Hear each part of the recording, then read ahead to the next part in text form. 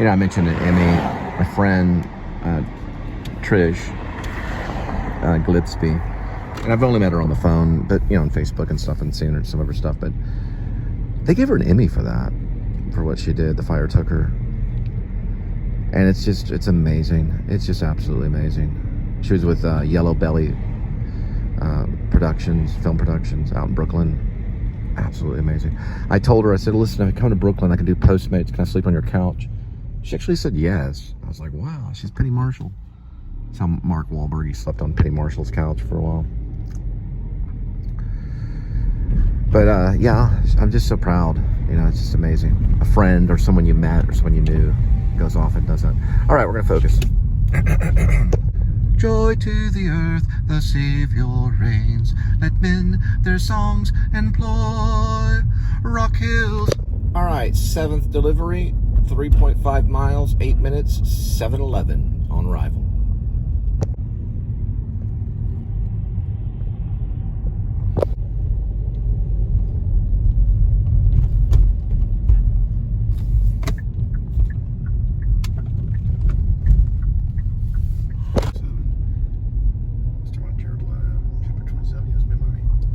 Nah, it's okay. You can keep it. They lost money on Chapter 27. Story about the man with no name that shot John Lennon. You know, I threw that play away. I wasn't going to do it. I'm a John Lennon fan, actually. So, but I don't know. I got into the documentary a long time ago. I won't talk about that in the holidays. Bunch of geniuses. But it was done pretty good, though. It's pretty good. I just listened to a great Beatles song on an Apple commercial. I think it was Paul McCartney.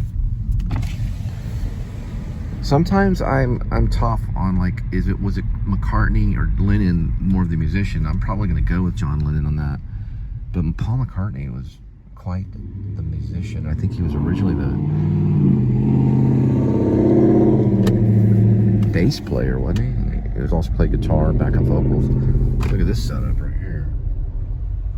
All you need is love. All you need is love, love. Love is all you need. Love is all you need. All right, deliver number 8 is 7 miles, 15 minutes, 7:34 on arrival.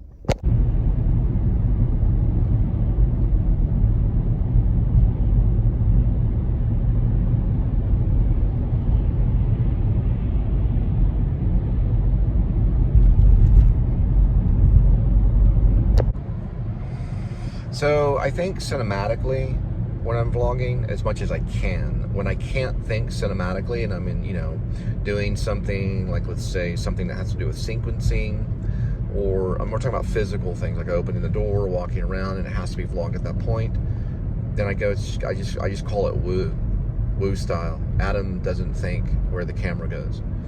So it's like instinctual where it would go. But he does think cinematically at times. You can tell when that happens. You can tell when it goes cinematic and then it goes back into the loud motorcycle vlog. It's definitely a feat for a person. For an actor, it's a lot of changing and rearranging because of what we're taught to do. Tell any of the greats, and that's what I want to do with Grace, aka Werevlog. Tell any of the great actors and to start vlogging, they're going to start thinking about sequencing, they're going to start thinking about cinematic aspects. A lot of that can get in the way.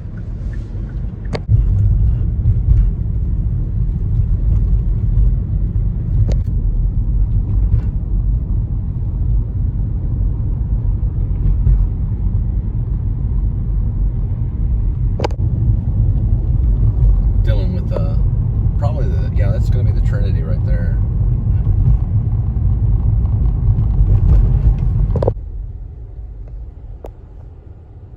So what I'm going to do different with vlogger versus vlogger is I'm going to do 20 to 30 note cards with ideas, okay? So let's say travel vlogger meets Joe A. vlogger at the Comic-Con, Dragacon or whatever in Georgia, okay, in the lobby of the hotel. That's an idea. So we think about that idea, and then what we do is we find out what's going to motivate the actors and the characters. Okay, the actors playing these characters. What's going to get them going? And you want things in there that will help it, bloom, right? That's what David Lynch means by ideas. Then there'd be another one, Joe Vlogger's interviewed in the coffee shop. So that's an idea. So we have coffee shop as an idea. Then we have another one where, the poisoning happens by the elevator and the guy's on top of the elevator. And then there's, okay, this is cool looking right here. You get the idea. And we'll develop that maybe over the summer. At least we get Grace going on.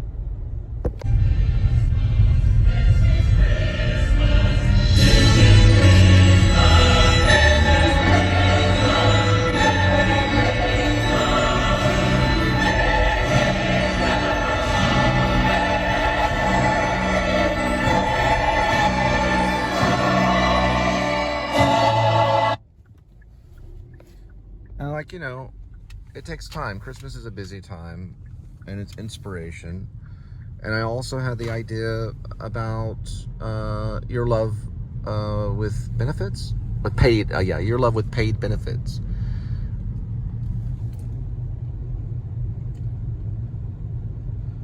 I don't know if was that the title, your love with, no, I'm sorry. I'm sorry. That's your love with paid training. That's what it was. That one's also kind of a 1980s romance about the gig economy and a guy falling in love and trying to start a film company. Your love with paid training. And it has the song with Outfield. I love that idea. Yeah. And I always go by a song. And so it's Josie's on a vacation far away. Come around, we talk it over. There's so much I wanna say. I like my girls a little bit older. I just wanna use your love tonight. I don't wanna lose your love tonight.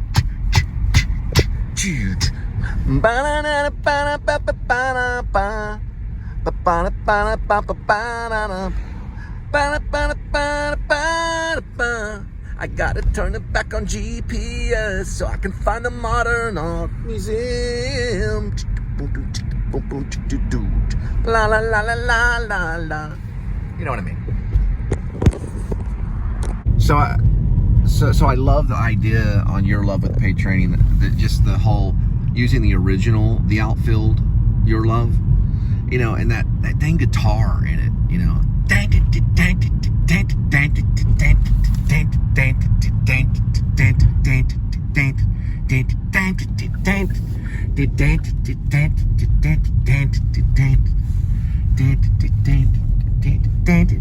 Josie's on a vacation far away.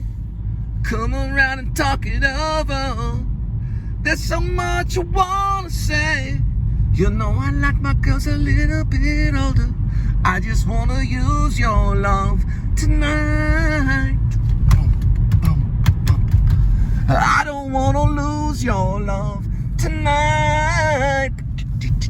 And it's a song that he sings a lot, and he likes that song, and he shares that love with that song with this lady that he meets. Why he's in the gig economy, why he's trying to start a film company, he's living in Dallas. It's that kind of thing. Your love with paid training is the romance. Don't know if I'm going to do that one or Vlogger versus Vlogger. I'll probably do Vlogger versus Vlogger again, or I'll attempt to try to start writing it, and then the paid training one. Your love with paid training. I might wait till I'm a little more secure in the career, but I'll always remember it and have vlogged about it. And it's a good song by The Outfield. Check it out. There's the Trinity right there. That's Fort Worth.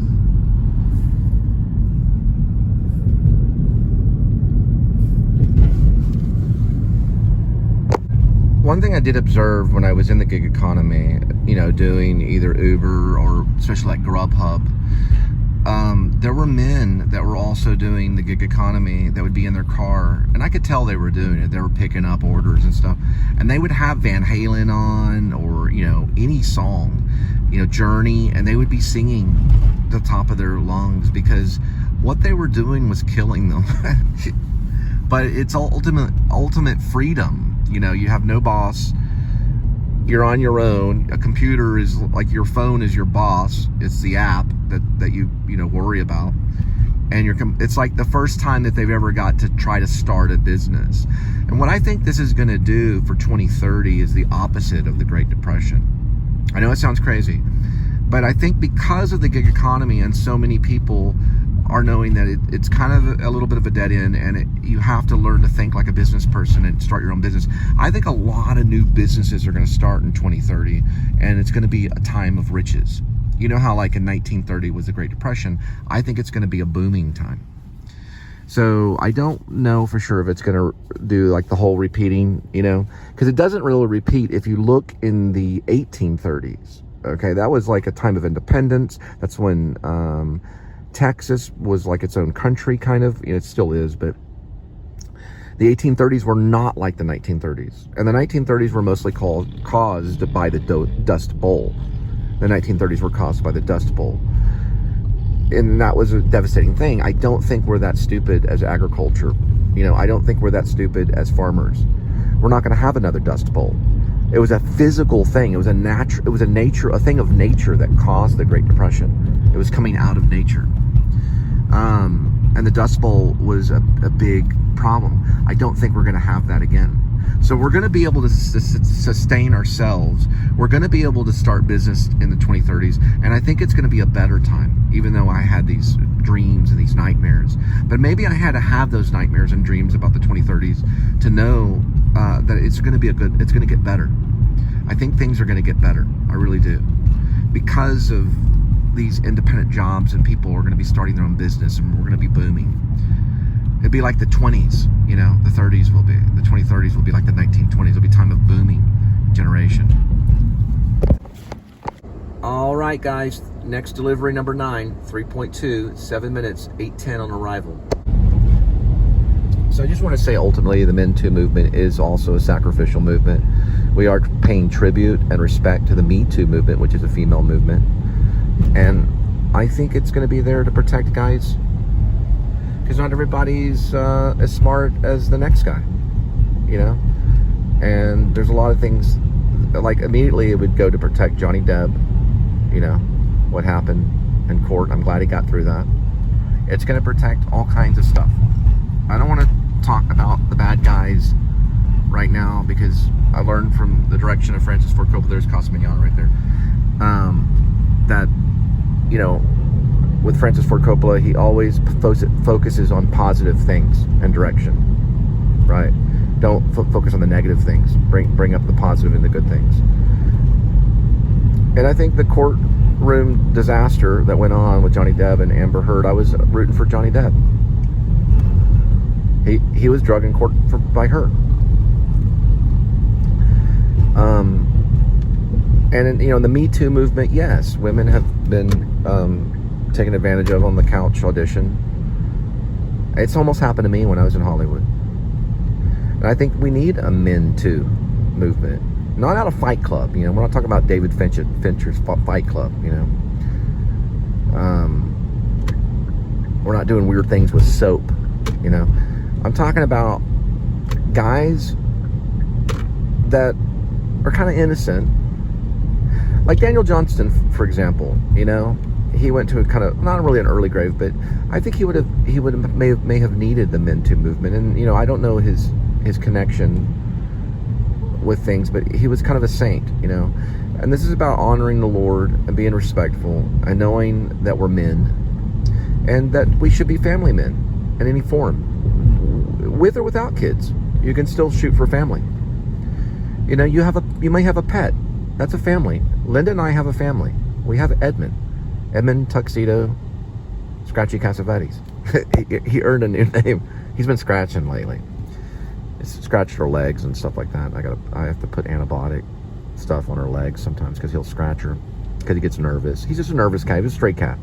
But we still have a family. Now, I used to be a family man of 3 beautiful children, and I was among the church, and I backslid and fell and lost it all. But you know what? That's part of the Men Too movement, because God teaches us in the things that we lose. He shows us our love with his pain sometimes, okay? and we learn to rise above and to endure till the end. That's part of the Men Too movement. We respect Ephesians 5:22. We respect the churches. We try to tithe when we can. We be good men, you know, representing family.